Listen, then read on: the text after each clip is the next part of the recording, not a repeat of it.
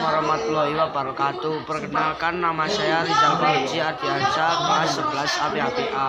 Saya akan mempresentasikan hasil kesimpulan video 1. Tipe-tipe penyimpanan bahan hasil pertanian. Klasifikasi penyimpanan sementara: menyimpan di lapangan, tidak langsung dibawa ke tempat petani. Prosesnya dilakukan secara terbuka dan menghemat biaya. Penyimpanan tingkat petani berkisar 1 musim, jumlah terbatas. Penyimpanan tingkat pengepul hanya sebentar atau bersifat transit. Penyimpanan tingkat pengolah, tujuan untuk menjaga stok bahan baku tetap terjamin dan produksi tetap lancar. Penyimpanan tingkat distributor, mungkin dalam jumlah yang sangat besar dan jangka waktu lama, bahkan bisa sebaliknya. Penyimpanan tingkat agen dan pengecer, mungkin sebagian komoditas telah terkontaminasi hama, terserang hama. Penyimpanan tingkat konsumen akhir, waktu relatif singkat karena konsumen biasanya langsung menggunakan bahan hasil pertanian tersebut. Tipe penyimpanan berdasarkan waktu: jangka pendek, tidak lebih dari 6 bulan, contoh susu, telur, dan daging. Jangka menengah hingga mencapai 12 bulan tanpa kerusakan yang nyata. Jangka panjang hingga mencapai 5 tahun. Beberapa sistem penyimpanan dikenal untuk melangsungkan kelestarian hidup dan karakteristik bahan.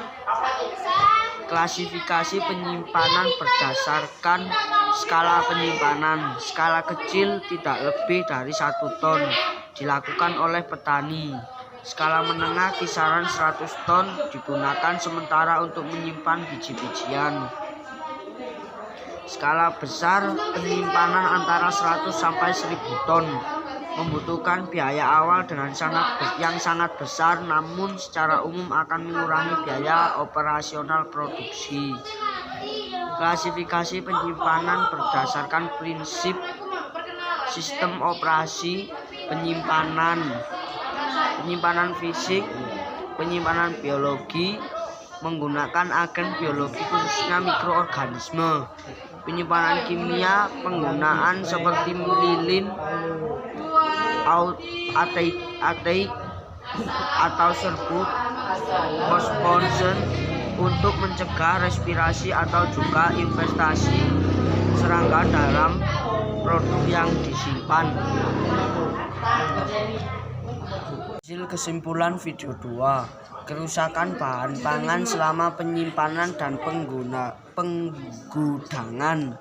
Penyimpanan dan penggudangan, tujuan dasar dari penyimpanan produk pertanian adalah penyediaan bahan pangan antar musim panen dan penyediaan bibit tanaman untuk musim tanam berikut. Tujuan lain untuk distribusi dan penyediaan bahan pangan sepanjang tahun, antisipasi penurunan produktivitas dan untuk stabilisasi harga. Kerusakan, beberapa faktor: kerusakan fisik, fisiologis, mikrobiologis, dan kimia. Tanda kerusakan: perubahan kenampakan, bentuk, warna, rasa, dan tekstur. Tipe kerusakan selama penyimpanan: kerusakan mekanis dan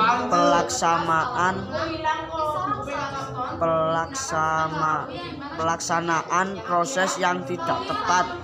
Bibit yang disimpan kadang-kadang akan berkurang kemampuan tumbuhnya. Berkurangnya berat atau kerusakan langsung: berkurangnya kadar air dimakan serangga, hewan pengerat, serangga mikroorganisme, serangan mikroorganisme, paparan suhu, pertumbuhan jamur, paparan cahaya matahari. Aktivitas enzim di dalam bahan pangan: Enzim yang ada di dalam bahan pangan dapat berasal dari mikroba atau memang sudah ada dalam bahan pangan tersebut secara normal. Enzim dapat diaktifkan oleh panas atau suhu, secara kimia, radiasi, atau perlakuan lainnya. Suhu, intensitas respirasi dianggap sebagai ukuran laju jalannya metabolisme. Indikator pH, indikator yang penting dalam prinsip pengawetan bahan pangan. pH awal cenderung menurun. Selama 3 bulan pH akan naik.